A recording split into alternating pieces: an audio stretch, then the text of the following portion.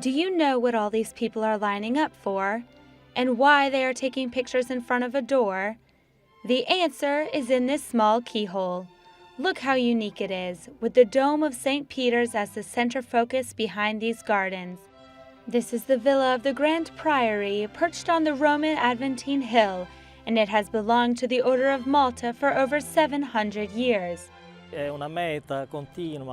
is a continued tourist attraction because there are 3 sovereign states seen from the whole: the Order of Malta, owner of the villa, the Italian state, and the Dome of St. Peter's with the Vatican as the background.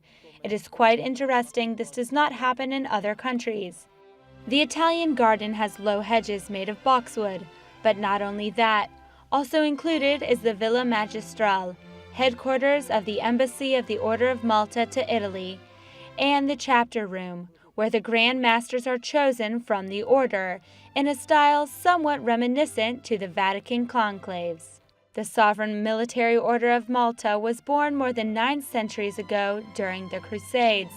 It is based in Rome and is recognized as the subject of international law. Today, its charitable work is essential, and it's currently helping out with the refugee crisis. Over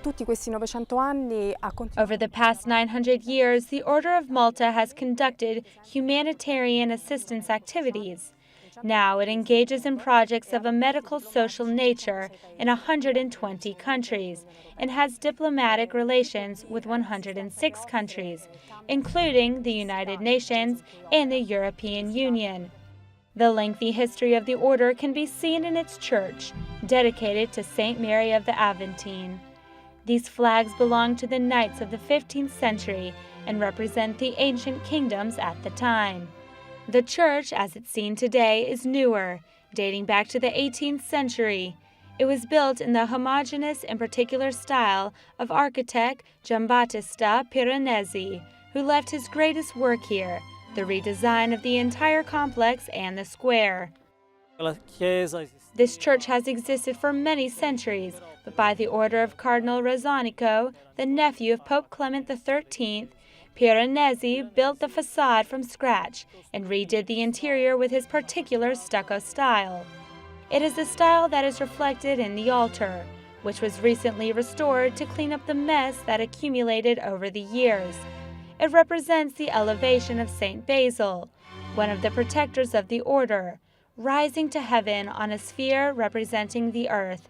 At his feet lies the crypt, which houses the tombs of the last 2 Grand Masters.